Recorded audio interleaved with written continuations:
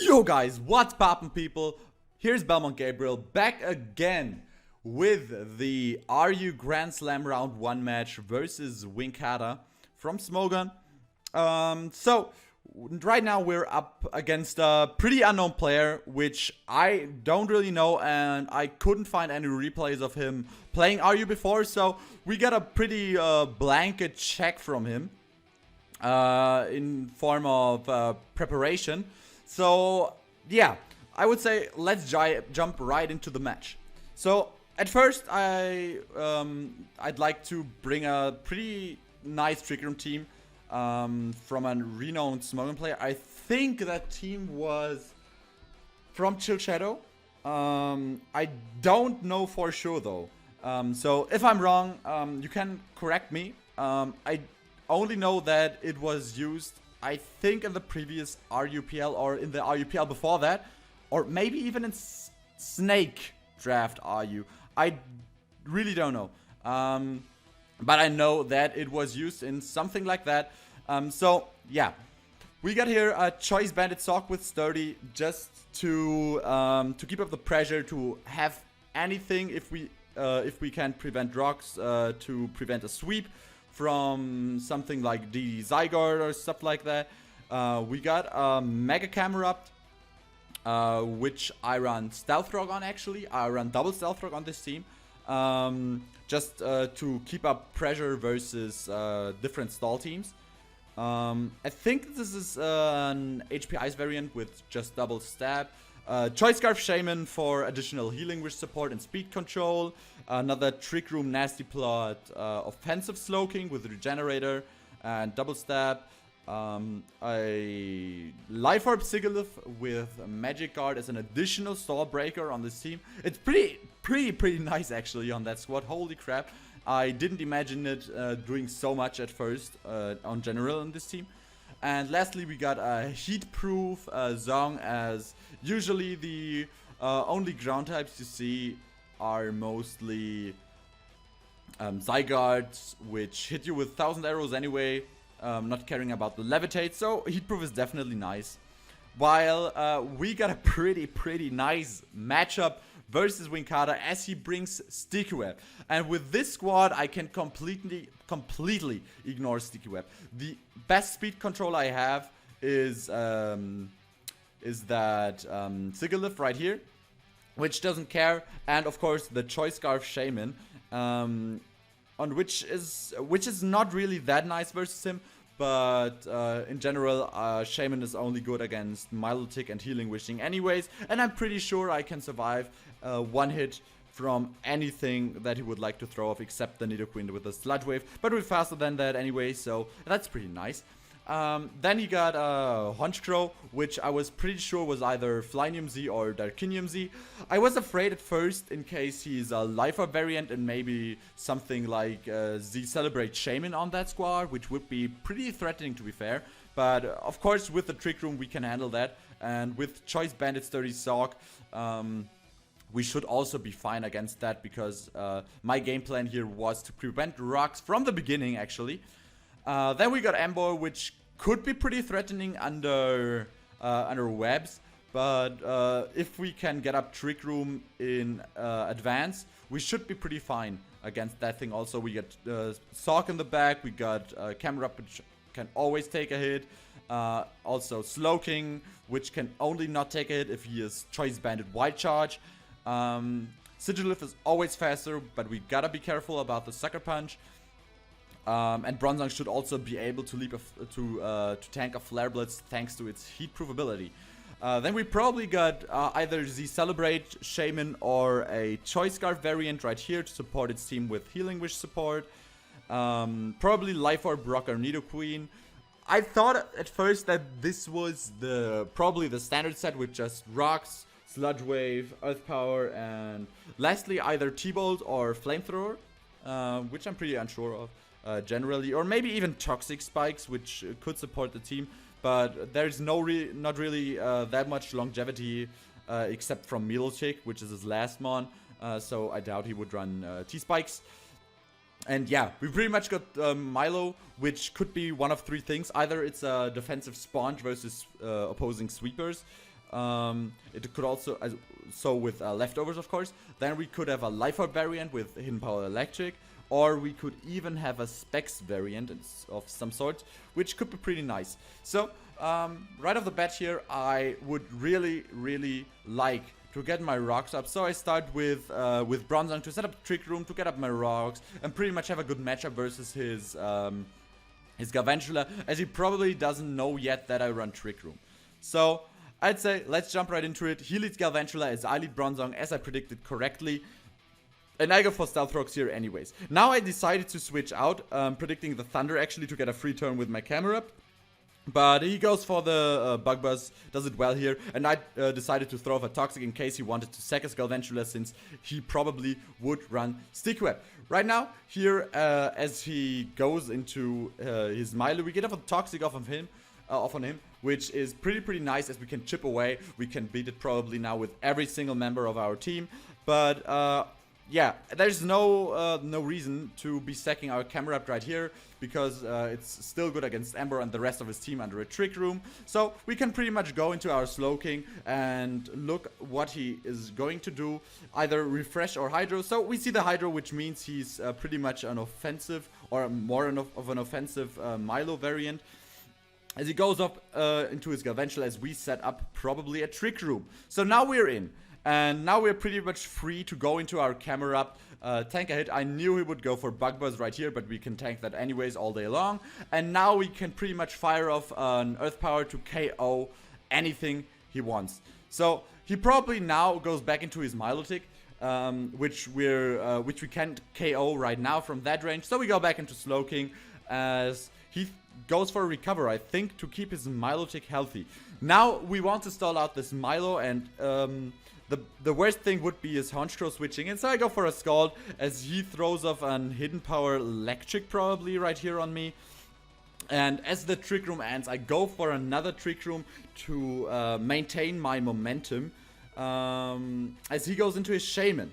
So right here, we can go either Sigilif or Camerupt. I decided to go Sigilif, as we don't need Sigilif that healthy, since I died to a Sucker Punch anyways from either from Honchkrow.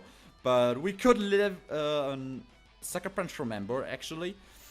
But nonetheless, we're slower than Shaman, as I predict he's Choice Scarf or at least running max speed. So we can pretty much throw off an Air Slash here, as he actually stays in and sacks his Shaman, which is incredible for us. So now, right now, he goes back into Milo, which we can either roost on, or just can go back into Slowking and play that game again, which we played before. So yeah, he missed his Hydro Pump, which doesn't really matter right here, as we can just go for another Scald and Trick Room up after that. As he goes into his Honchkrow, we throw off a Scald and get that thing on switch, which is incredible. Unfortunately, we don't get the burn. But what we can do is go right back into out in our Sigilif, as it is pretty much useless, and he throws off the Z Black Hole Eclipse. So yeah, pretty much a really nice turn right here, and we can go out in our Choice Scarf Shaman and throw off a Seed Flare or an HP Fire. No, actually I go for HP Fire right here, because I didn't want to miss, and I knew we would never die, even if he crits us to a Sucker Punch. And Shaman gets us in a pretty nice position, as he goes right out into his Ember. So I pretty much knew Bronzong is useless probably. We can get up one more Trick Room, and I want to know in which move he locks himself into. He predicts our Slowking, goes for Wild Charge, which means we can get a pretty free Trick Room right here. And now we can go out into our Slowking, as we know that the Nidoqueen can never KO us, and he goes for an Earth Power, which doesn't tweet KO us, which is nice, as we throw off a Scald.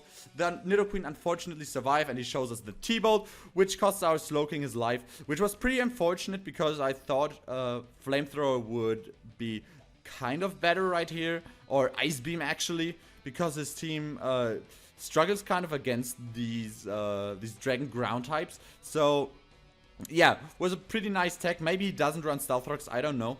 But nonetheless, we can go out into our camera and throw off an Earth Power. He probably sacks his Nidoqueen right here, since he dies to Stealth Rocks anyways. and will go out into his Milotic, as it is the only mon left that can survive a hit. Here I go for another Earth Power, predicting him to either recover or trying to pull out a double into his Embor, predicting one of our other mons. And we can pretty much go out into our Shaman right now, since he probably will go for a Hydro Pump or a Skull or anything like that, and we can eat that hit and go for a Healing Wish and can wish back up our Bronzong, which, since he sacked Nidoqueen, is pretty nice, since we can get up another Trick Room and pretty much win from there, since Bronzong into Camerupt should pretty much seal the deal from us. And if I can kill this Milo with my Zong, our Sog wins anyway, since we have the Sturdy intact, and kill the Embor with a Choice Bandit close combat. So I'm firing off some Psychics here, since the Milo can never do enough damage to us, and the only thing he could do is either switch out and sack his Embor, or stall us, or trying to stall us a bit with recovering. But the Toxic timer is ticking down, which means that the turn 2 play or turn 3 play with our camera up was pretty important.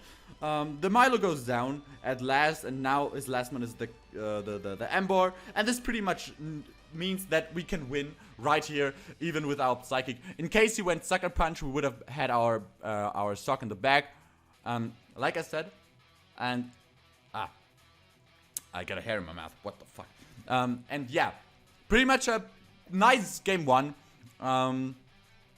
Was pretty straightforward. A huge matchup for us, with bringing Trick Room against his webs, and yeah, pretty nice in general. So now we knew, okay, now we know, okay, he probably likes to play offense or balance-ish type of teams. So I'm pretty comfortable going in game 2 with my 1-0 lead over him. And I decided to bring a homebrew team from myself. So actually, this is an incredibly good team. This team was designed back in the Zygarde Suspect, so it's rather old also. I think it's 2 to 3 months old, this team, but it's still incredibly good in today's meta. Since Linoon and Belly Drum Lightstream offense is pretty good, and I actually get Belly Drum or setup offense with screens. So why is this team so nice against it? So at first we got more of a bulky Metagross with Agility Weakness Policy, which pretty much prevents any setupper from setting up, and also we got the Tech Grass Knot to prevent something like Rhyperior or Barbarical from setting up after gaining our boost. So this Metagross is an incredibly good tech versus his team. We run Earthquake, Grass Knot, and Meteor Mash, also Agility as our last move, and I knew, okay, if you can set up our Agility, we probably win right off the bat, because his only mon that can really deal with us is his Electrode, which only if he runs Foul Play on it, and maybe like a Z Earth Power Necrozma. If he runs regular Earth Power, it will not KO us, trigger our Weakness Policy, we can get our Agility, and if he is chipped a bit, then we can KO him with a Meteor Mash at +2, so that's incredibly good. Then we got Beware right here, which is actually a sub Swords Dance Beware, which can't hit Ghost types because we run Double Stab. It's incredibly good. It can pretty much deal with any setup sweeper in the tier. It can deal with the Barbarical. It can deal with Linoons at +6, since its fluffy ability only lets it take half damage from contact moves, which is incredible. I think the only setup sweeper in the tier that can beat it with, which is run on screens, is pretty much Slurpuff, which we need our Metagross or our Leafeon healthy for, since we can outspeed it under Sun. Then we got Marowak with Lightning Rod, since Raikou and or what's it called? Actually, Jolteon also is a pretty much a nuisance versus our team. It's also our main rocker and our also a way to beat what's it called? The bulky Psychic types of Yuxi and Cresselia. Then we got our Leafeon, which is our Chlorophyll Sweeper. It's actually preferred on the squad over Venusaur, as we'd like to have a kind of a sweeping variant, and Growth could be run with mixed, but I'd rather have a physical sweeper with Leaf Blade and knockoff. And since Venusaur only has Power Whip as a physical move, which is not really that great since he can miss, and also Leaf Blade does exactly the same amount of damage from Life Orb Leafeon as it does from as does Power Whip from a Life Orb Venusaur. It's pretty nice since it also has a nicer speed tier, since it outspeeds all the Shell Smashers and all those +2 Unburden Mons. Of course, we get the Sun Setter in Ninetales, which is also Firium Z to just nuke anything. This thing is so broken right now in RU. It pretty much comes in with Sun and nukes something with Firium Z. There is no Mon which can take Firium Z into Solar Beam or another move in the tier. So it's pretty much a one-time sack one Mon thing. And also providing us with the Sun for Leafeon, which is additionally nice. And lastly, we got our Mega Blastoise, which actually does not run Aura Sphere. I run Water Pulse over that because with this squad, sometimes what's it called? Floragaze can be a bit iffy, and since Floragaze always likes to come in on us on Mega Blastoises, we can probably, if it's not specially defensive variant, we can prevent it from healing too much with Water Pulses, since it does around 40%, and with Rocks Up we could be able to hit KO them with a bit of chip damage in advance. So yeah, on the opposing side we got, of course, the Shell Smash offense or the setup offense. We got probably Z, Shell Smash, Barbaracle right here. We got probably Belly Drum, Citrus Berry, what's it called, Slurpuff right here. We got an offensive kind of Necrozma probably, which is also a Stealth Rock user. Maybe Aerodactyl also. I was pretty unsure of that in Team Preview. It could also be some kind of a Totemize Necrozma, which could be scary if it sets up with Weakness Policy.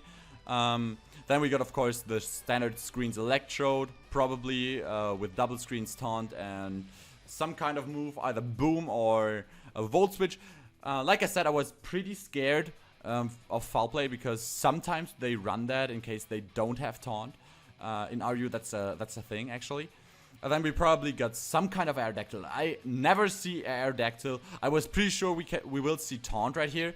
And yeah, I thought maybe it is Hone Claws, maybe it's a bulky variant with Toxic. I did not know what to expect from this Aerodactyl. And then we probably got Kingdra, which should be, if it is the standard set, the Focus Energy Scope Lens set, which with Agility. If it is Agility, it's a pretty huge threat. If it isn't, then we're pretty much having a field day right here. So, yeah, I predicted him to lead off with Electrode as I lead off Marowak, since it pretty much can sponge anything. I decided to set up my Stealth Rock on his Reflect and then go Beware on a predicted Volt Switch or Light Screen. And now I knew, okay, we can set up either a sub or an SD right here. So as he goes Aerodactyl, I decided to throw off an SD right here, just to have some kind of setup prevention right here, because +2 Beware still hurts his setup sweepers a ton with either Return or Drain Punch in case of Barbaracle. So I decided right here to throw off a Drain Punch in case he wants to do anything. He decides to go for a Taunt, which pretty much means that we can get our Beware back up to full health. Unfortunately, the Aerodactyl doesn't die, which means he definitely has some bulk investment, and we go into Metagross, on which I would have liked him to go for an EQ right here, because an EQ right here would mean that we trigger our Weakness Policy, and I'm clicking Agility right here because in case he really goes for the EQ and triggers our Weakness Policy, we instantly win pretty much right here. So I decided to go for an Agility. He predicts that nicely and goes for the Taunt, which prevents our Agility from going off. And now he goes for a double edge, which I don't really know, as we go for a Meteor Mash, as I was fishing for the Tech Race and didn't want him to show Grass Knot just yet. Now he goes into Slurpuff, and I knew, okay, this thing wants to set up right now. I need to go for a Meteor Mash, and I need to kill this thing right off the bat, since it pretty much kills 2 Mons of our team right now. Thankfully, I do connect the Meteor Mash and get my Attack Race, and now we're in a pretty nice position since his reflect wore off. He now goes into his electrode. I knew he would set up the reflect again as I go for an agility to be faster than anything on my opponent's team and even faster than some of the barbaricles running around. And I can also prevent his light screen from setting up, but he runs also some HP investment, but he goes for the taunt. I don't know what he was expecting, but we can go for an EQ right here, not caring about the aftermath the Electro might have. And now he goes into his King Dough. We are +1, +2, and we can pretty much prevent that King Dough from setting up his substitute, or no, not substitute, his agility and his focus energy by going for EQs right here, since we 3-hit KO it after rocks. And now he decides to dip right here. As he sees, he doesn't have a chance at winning anymore. We got 6 mons in our back. Our Leafeon will prevent any Necrozma and any Barbarical from winning the game for him. We got our nuke left without a light screen from him. We got Blastoise, which obliterates the rest of his squad, since we do carry the water pulse to not trigger the weakness policy of the Necrozma. And we also got the Marowak, which could also be pretty coming in handy on the Necrozma in case we miss out on the KO or just as a death fodder. So yeah, those were my matches. We got a pretty clean 2-0 victory against Winkata, which I'm pretty happy about, as we are able to go into round 2 of every single open we're in right here. We only got the LC Open left, which my opponent drove me today, so I'm probably battling in the next few days. So stay tuned for that match. I will upload it as soon as I did that. And yeah, like I said, pretty happy about that. Also, we got some pretty huge matchups, or bad matchups for us, since we got an UUPL player in the UU Open and an NUPL player in the NU Open. But anyways, thank you guys for watching. Have a nice day and stay tuned for the rest of the videos. Goodbye.